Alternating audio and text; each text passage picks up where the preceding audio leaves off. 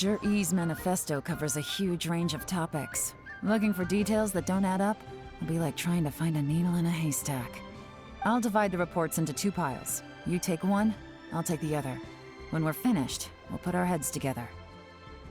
Officially, the assessment is already over, and I'll be expected to announce the results before long. So we have to get to the bottom of this as quickly as we can. Yikes! We better hurry! Whatever else Uncle Tien might think of Jur-E, the fact remains that he's one of his favorite students. Any evidence he's left is not going to be immediately obvious. We'll have to look carefully and think critically.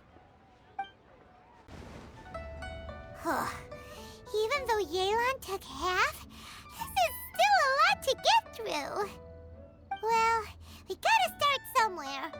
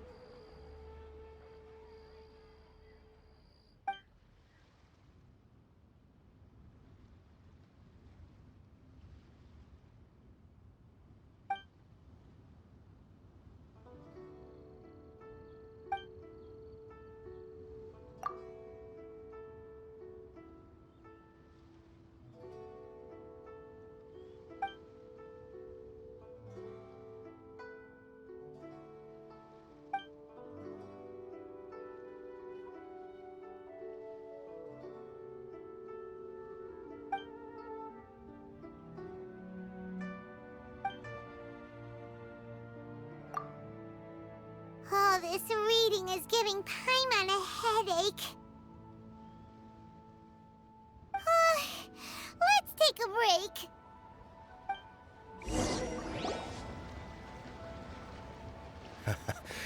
Looks like I'm the first one back, as usual. Oh, hey! It's one of Yelan's little helpers, Shanghua! If you're back, that means you finished investigating Tianwei, right? You betcha. I visited all the commerce guilds and gathered a wealth of information. Every time they asked me to leave, but I always had another trick up my sleeve. Don't drag this out. Just tell us your findings. Yes, Lady Yelan. To summarize my findings, most people who've had interactions with Tianwei will start out complaining about how proud and arrogant he is, but then go on to give a generally positive appraisal of him. The young master of the Feiyun Commerce Guild said that Tianwei appears arrogant, but he's very scrupulous in the way he works. Once he signs a contract with somebody, he treats them fairly regardless of their background. Who'd have thought? Is it possible that his reputation is fake? Is there any way you can check the accounts of the businesses under his name? In theory, that should be very difficult, but here's the thing. I asked around and found out that almost all of Tianwei's accounts are open to the public. Where he buys from and sells to should be confidential business information, but he doesn't seem interested in protecting it at all. Tianwei often sees business opportunities that others don't, but once he's made enough mora off of it, it's like he gets sick of it and releases all of his trade secrets. It's like he wants people to know that they still can't beat him, even if he shares all of his secrets. The fact that someone like that can still make mora is pretty infuriating when you think about it.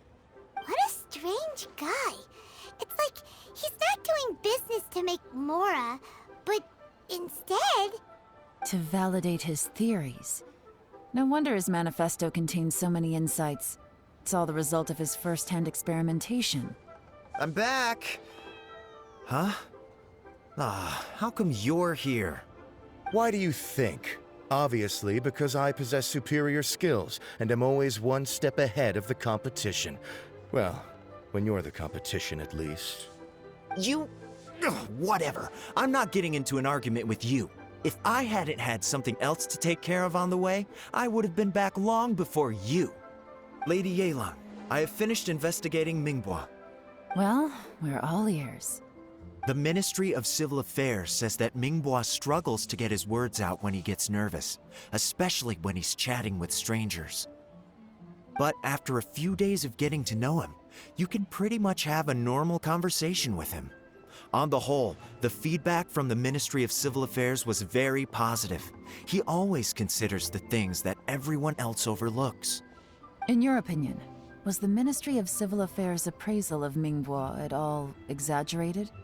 I don't believe so. Mingbois is someone who has slowly but surely earned the reputation he has today.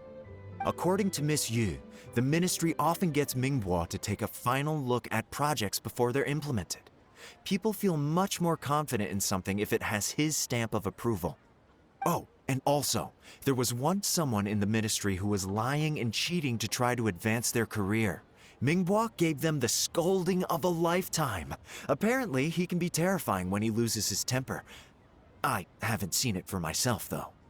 Whoa, that's hard to imagine. Like I said before, things are not always as they appear. Ah, so that's what you meant by that. Paimon's starting to get it now. Thank you both. You're free to go now.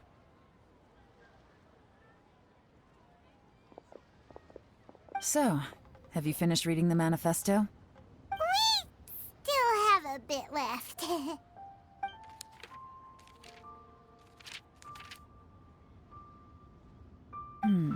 I can't see any immediate problems looking at the individual entries.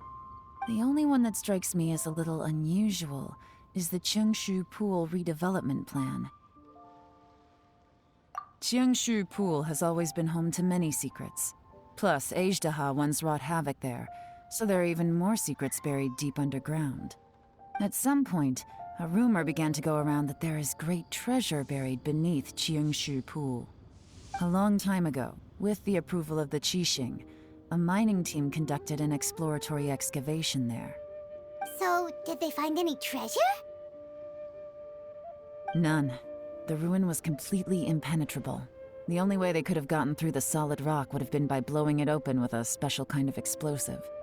The technology wasn't mature enough at that time, so the excavation project was shut down and the treasure became a mere legend. Zhi-Yi's manifesto focuses on solving problems, and this treasure hunt seems extremely risky. It seems out of step with the rest of his plans.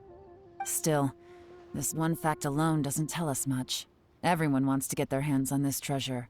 The treasure hoarders, the Fatui, even local Liyue factions. Did you find anything? Excavation? Project? Treasure? Did we read anything similar in our half of the manifesto? Oh yeah! Juri said the Blackcliff Forge workers should get right of first refusal if any suitable projects come up. Did he now? Well, that makes everything much clearer. So Zhi-Yi wants the Blackcliff Forge to excavate the treasure of Cheongshu Pool. Does that mean the Blackcliff Forge is Juri's secret supporter? No, not likely. I've looked into the Blackcliff Forge before. They aren't involved with any powerful factions at present. They do possess some specialized explosives, but it would seem more trouble than it's worth to put so many resources into a risky project like this. Still, since the clues are pointing toward the Blackcliff Forge, we should see where they lead. We may well find something new. Qianwei and Mingbo both turned out to be completely different than what we thought. What about Juri? Is there another side to him too?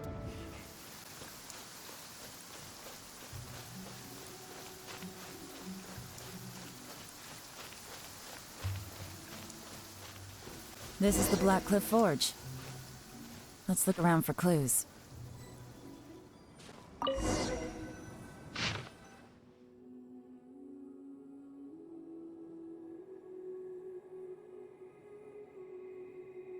What's this? A diary? From the back, it looks like a ledger, but it seems they also use it as a site log. We don't know who wrote it, but it's interesting, don't you think?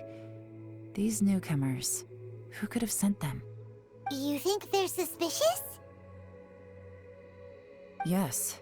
Look, it says right there, one of them's already been promoted to team leader. At this rate, by the time the Qingshu Pool redevelopment plan is ready to roll, they'll be the technical backbone of the team. That'll give them the chance to take a lot of liberties. They can copy any secret texts or steal any treasure they find underground. Imagine if we didn't suspect anything. By the time Jur-E recommends the Blackcliff Forge for the excavation project, at most we would maybe do a fresh background check on the place. No red flags if all they did was change some key staff. And even if we decided to vet the staff individually, they'd have had more than enough time by then to come up with fake identities. That's the advantage of planning this far in advance. It was a clever move. When you put it like that, it all makes sense. If we hadn't found this out, someone else would have stolen the treasure. So, who's really behind all this?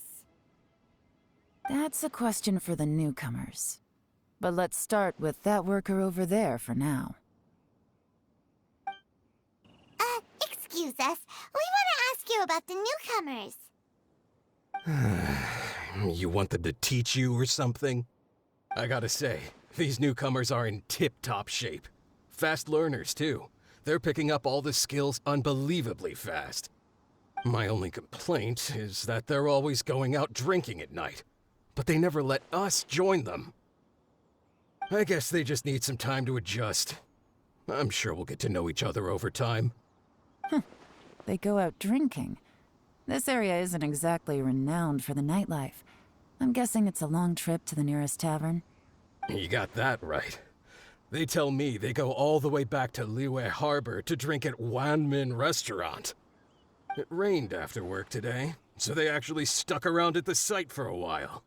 But as soon as the rain stopped, they went out drinking again right away. Hey, you're only young once, right? I say, if they can hack it, let them at it. Interesting. Let's go talk somewhere else.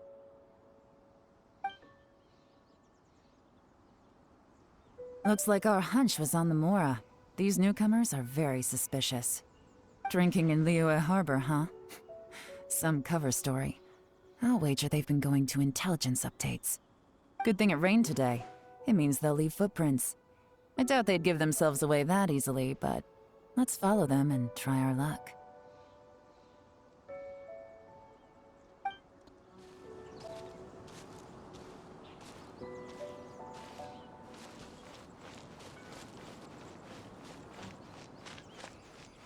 They went that way! Hurry, we gotta catch up!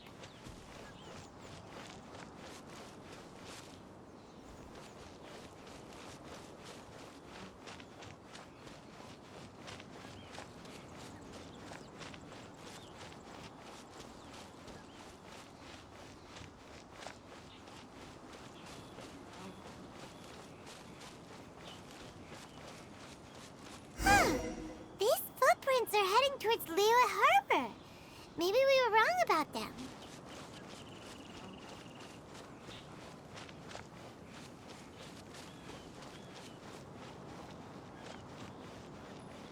Just as I thought.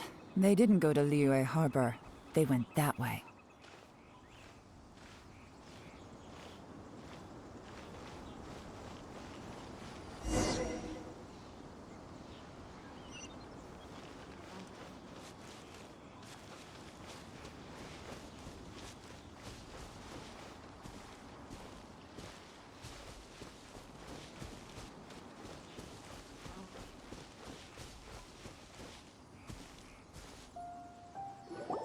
The footprints stop here. But, judging from the direction, I'm guessing their destination was that abandoned house.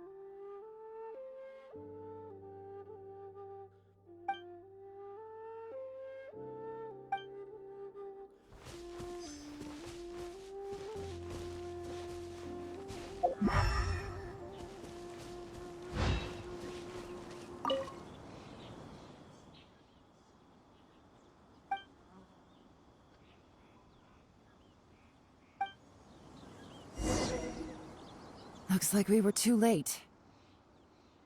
This has gotta be where the newcomers rendezvous with whoever they're working for. But all the evidence has been destroyed. Look at these ashes. Someone was burning documents not long before we arrived. Could there be anything left? Maybe the wind could have blown the fire out before everything was finished burning. The odds of that are very slim. It's practically impossible. I've checked. All the paper's been burned. There's only ash left now. Why don't we wait for them back at the Black Cliff Forge? They've got to go back there sooner or later. We can't count on that. Clearly they were based here at one point, but it's mysteriously abandoned now. To me, that says that whoever's behind this has moved them somewhere else to throw our investigation off course. Darn! Guess this is where our trail runs cold. Make no mistake, the purpose of our trip wasn't to find any solid evidence. We just need to figure out who's behind Jur-E. I smelled something peculiar the moment I came in. Those newcomers probably thought they'd be safe as long as they burned the letters. But what they failed to consider is that paper and ink from different regions produce different odors when they're burned. Really? Paimon can't smell anything. Do you smell anything? There is a certain place with a freezing cold climate where there's nothing but ice as far as the eye can see. Some wealthy people there put floral fragrance in their ink as a way of injecting a little romance into their writing. When that fragrant ink is burned, this is the exact odor that it leaves behind. Exactly. The evidence will soon be blown away by the wind, so it's nothing we can arrest anyone with. But it's all I need. Now I know who we're dealing with. I can plan our next move. Lady Yelan! Oh, thank goodness I finally found you. I thought I'd never see you again. Who are you? Don't be alarmed. This is Upei. He's Wenyuan and Shanghua's colleague. I sent him to look into Jur-E's regular contacts. Since Jur-E likes fishing, Upei thought he might know some of the fishermen and sailors, so he took a boat out to sea to ask around.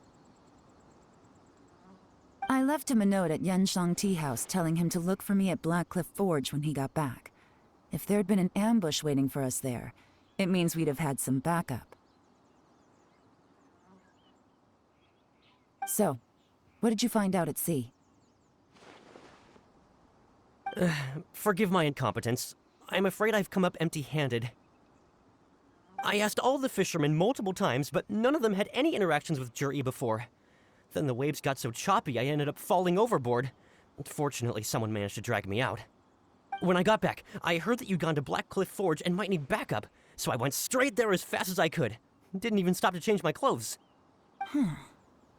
Well, Uncle Tien said that Jur-E once bought a recipe from one of the fishermen. Did you hear anything about that at all? What? That's news to me. No, that's not possible. It's absolutely not possible. Lady Yelan, I'm telling you, I spoke to every single fisherman out there, and none of them mentioned anything about a recipe. Interesting. Then I wonder how that even more wonderful fish soup came about.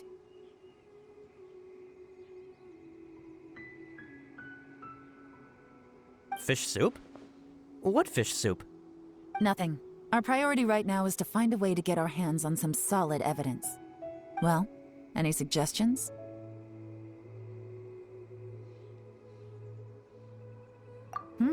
Not a bad idea. Upei, what do you think? Honestly, I've already tried following Jur-E, but the guy's too cautious. Never meets with anyone suspicious. Okay, so Tailing's out. No, we'll still need to tail him. But first, we need to do some groundwork. Groundwork? When you've worked in intelligence for a long time, you'll understand that no one can stay on high alert forever. Especially when he thinks he's about to win. Tomorrow morning, I'll announce his victory at Yuehai Pavilion. Take a guess what you think he'll do next. Be sure to arrive on time. You won't want to miss the show.